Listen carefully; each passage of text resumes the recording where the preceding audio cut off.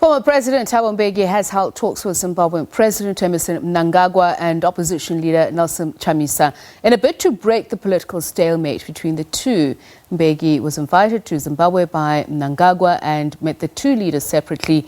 He was also due to meet with other political leaders today. Chamisa's spokesperson Nkululeko Sibanda joins us now on the line for more. Very good evening to you, Mr. Sibanda, and thank you so much for speaking to us.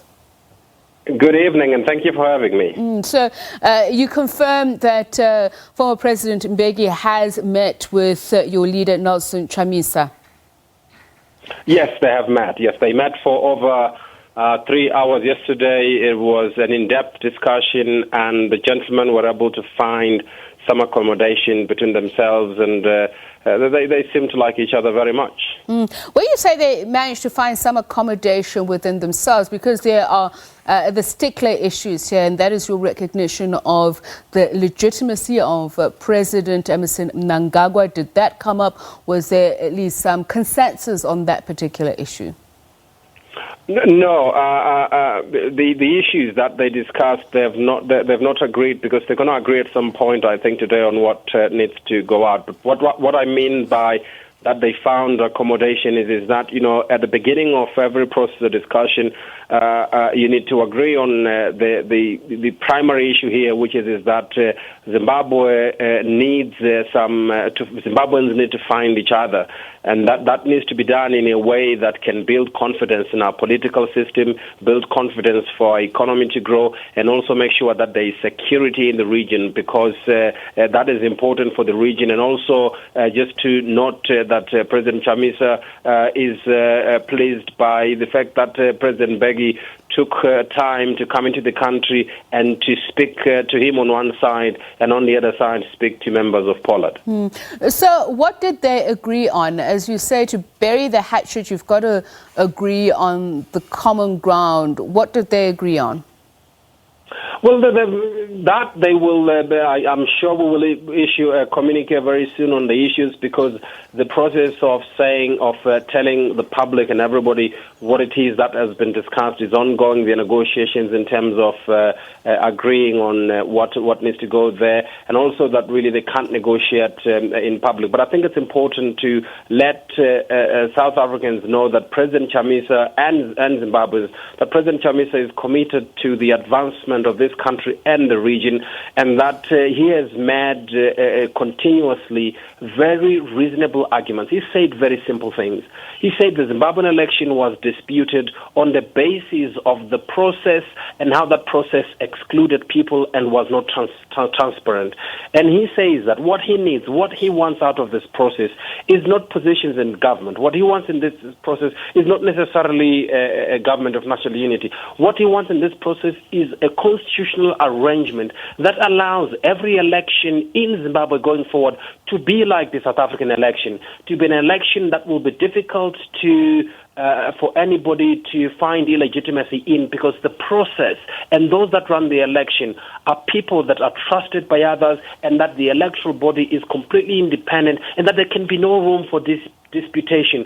President Chamisa is constantly and every day worried that Zimbabwe may find itself in a battle in which every election is disputed, and he does not want that to ever happen again, and is very, very serious about that. And there are issues that he's concerned about. He wants to make sure that moving forward with an agreement on how we can do away with corruption, no corruption completely, no violence on the people of Zimbabwe. The police become like the South African police, who will help a citizen who's in trouble. The police become the friends of their community. So these are the issues that President Chamisa is talking about and has been talking about, and they are common sense everyday issues for every state, and the SADC region wants a Zimbabwe that's like that.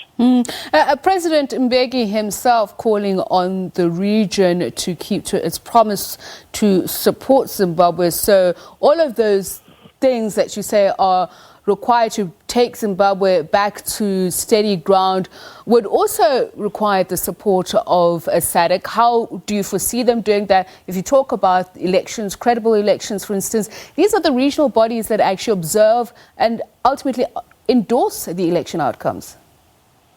Look, we do know there are sticklers and there are serious problems about how our regional body has been monitoring elections, monitoring them only using the minimum basis for declaring them appropriate, free and fair. But look, the region, as President Mbeki said when he was here yesterday, the region needs to support Zimbabwe to make sure that it is back in the community of nations, just like South Africa, that has friendships across the surface of the earth, relations in the US, in Europe, in Japan, in Canada and so forth.